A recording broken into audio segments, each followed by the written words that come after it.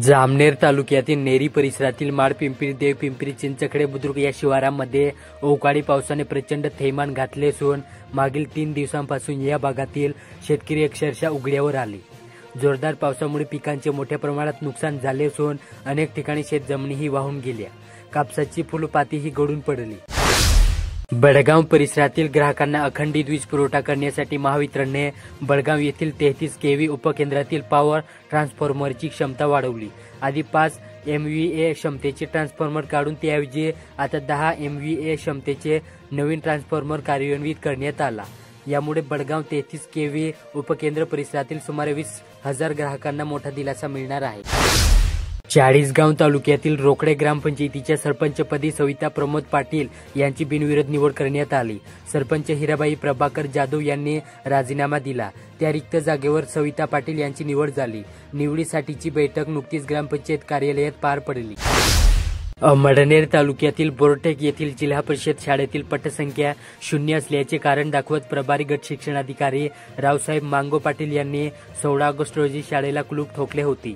मात्र ग्रामस्थांच्या रोष आणि बदली झालेल्या शिक्षकांच्या पाठपुराव्याने मुख्य कार्यकारी अधिकारी मिनल करणवाल यांच्या चौकशीअंती अखेर शाळेला लावलेले कुलूप उपशिक्षणाधिकारी प्राथमिक स्वाती हवेले यांनी उघडून शाळा सुरू केली।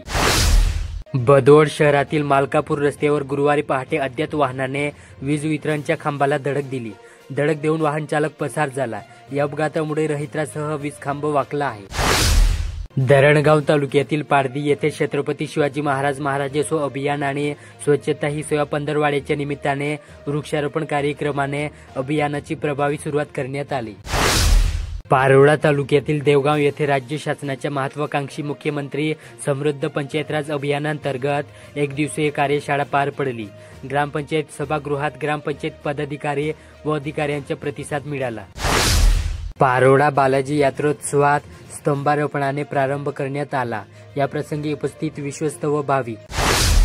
पाचोरा येथील नगर परिषदेच्या वतीने व्यापारी भवन येथे विविध योजनांच्या माहितीपर शिबिराचे आयोजन करण्यात आले होते। या शिबिरात प्रधानमंत्री सूर्यघर योजना, मालमत्ता करावरील शास्ती माफी, अभय योजना, प्रधानमंत्री आवास योजना आणि PM स्वनिधी योजना यांचा समावेश होता। चाळीसगाव तालुक्यातील सायगाव येथील सूर्यदेव माध्यमिक विद्यालयाच्या विद्यार्थ्यांनी तालुका क्रीडा संकुल चाळीसगाव येथे पार पडलेले तालुकास्तरीय कुस्ती स्पर्धेत उल्लेखनीय कामगिरी केली। बडगाव तालुक्यात महाराष्ट्र शासन व जिल्हा प्रशासनाच्या पुढाकाराने दिनांक 17 सप्टेंबर ते 2 ऑक्टोबर 2025 या कालावधीत राजस्व अभियान राबवण्यात येणार असून नागरिकांनी याचा लाभ घ्यावा असे तहसीलदार शीतल सोलाट यांनी कळवले। बडगाव तहसील कार्यालयात झालेल्या पत्रकार परिषदेत त्या बोलत होत्या। चाळीसगाव तालुक्यातील मन्याड धरणाच्या मुख्य कालव्याच्या नजीक पाटबंधारे विभागामार्फत नुकतीच विविध प्रकारच्या 250 वृक्षांची लागवड करण्यात आली।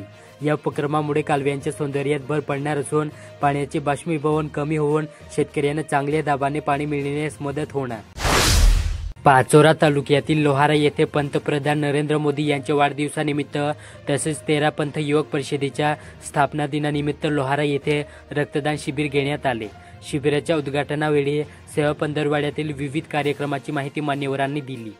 रक्तदानाचे महत्त्व पटवून दिल्यानंतर झालेल्या या शिबिरास उत्स्फूर्त प्रतिसाद मिळाला। अमळनेर तालुक्यात गणेशोत्सवाचा उत्साह संपल्यानंतर शहरात विसर्जित केलेल्या गणेश मूर्तीसोबत अर्पण केलेली फुले, हार, नारळ, वस्त्रे आणि पूजेच्या अन्य साहित्यांचे निर्माल्य योग्य व्यवस्थापन करण्याच्या दृष्टीने महापालिकेने विशेष मोहीम राबवली। यामुळे शहरातील नद्या, तलाव आणि जलस्रोतांचे पावित्र्य राखले गेलेच त्याचबरोबर प्रदूषणही टाळता आले। या मोहिमेत शहरात 126 टन निर्माल्यांचे संकलन करण्यात आले। या निर्माल्यांचा वापर आता खत निर्मितीसाठी केला जाणार आहे।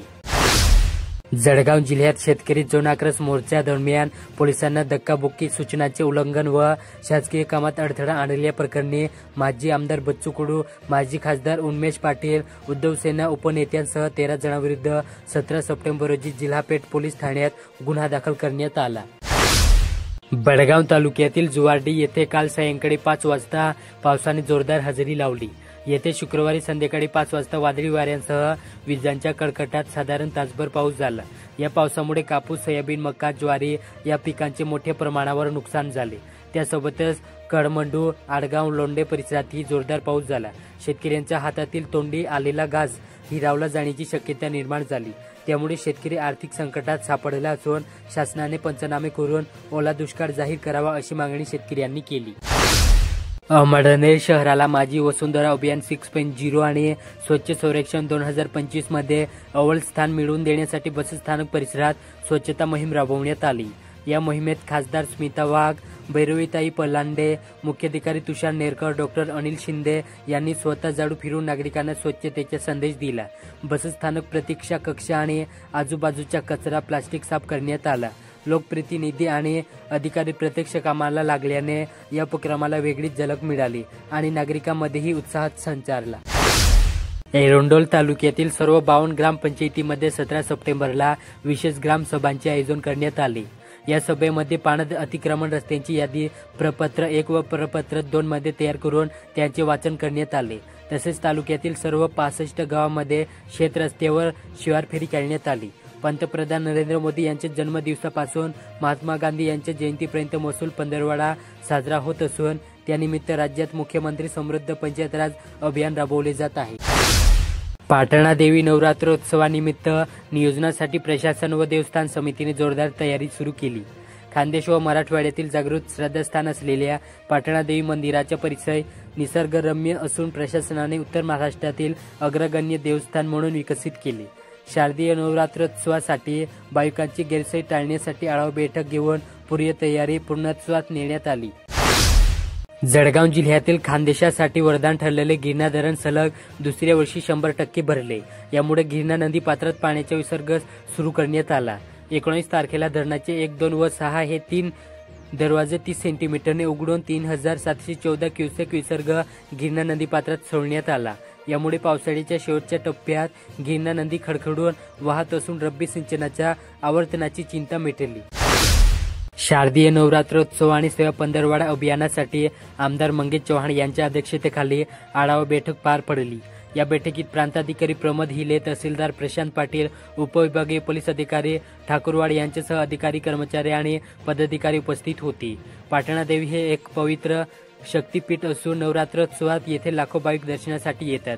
भाविकांना कोणतीही गैरसोय होऊ नये आणि त्यांना सर्व सेवा सुविधा सहज उपलब्ध व्हाव्यात यासाठी आमदार मंगेश चव्हाण यांनी प्रशासनाला आवश्यक सूचना दिल्या. जळगाव जिल्ह्यात यंदा ऑक्टोबरमध्ये हरभऱ्याची पेरणी सुरू होणार असून क्षेत्र सुमारे 18 ते 20,000 हेक्टरने वाढून 2,40,000 ते 2,50,000 हेक्टर पोहोचण्याची शक्यता आहे. चांगला ओलावा आणि समाधानकारक पावसामुळे जलसाठे मुबलक असल्याने पेरणीवर कोणताही नकारात्मक परिणाम होणार नाही. अनेक शेतकऱ्यांनी मका आणि ज्वारीऐवजी हरभऱ्याची पेरणी करण्याचे नियोजन केले. खानदेशात मागील 3 वर्षापासून रब्बीची पेरणी 4,00,000 हेक्टरवर झाली. जळगाव गुन्हे शाखेच्या पथकाने 9 सप्टेंबर रोजी रावेर रेल्वे स्टेशनवर झालेले दारुड्याचा पर्दाफाश केला. या प्रकरणी 4 आरोपींना अटक करण्यात आली. प्रवाशांच्या डोक्यावर मारहाण करून 4.50 लाखांची रोकड असलेली बॅग हिसकावून नेण्यात आली होती. वरिष्ठ पोलीस निरीक्षक राहुल गायकवाड यांच्या मार्गदर्शनाखालील पथकाने GS ग्राउंड परिसरातून आरोपींना पकडले. पाचोरा तालुक्यातील वडगावटेक येथे 19 सप्टेंबर रोजी दुपारी 2च्या सुमारास एक हृदयद्रावक घटना घडली. हिवरा नदीला आलेल्या पुराच्या पाण्यात 15 वर्षीय मुलगी वाहून गेली. तिचा शोध सुरू असतानाच या घटनेचा मानसिक आघात बसल्याने तिच्या 65 वर्षीय आजोबांचा अचानक मृत्यू झाला. या दुहेरी आघातामुळे गावात शोककळा पसरली असून अशा दुर्घटनांमुळे पूरग्रस्त भागात अधिक दक्षता घेण्याची गरज अधोरेखित झाली.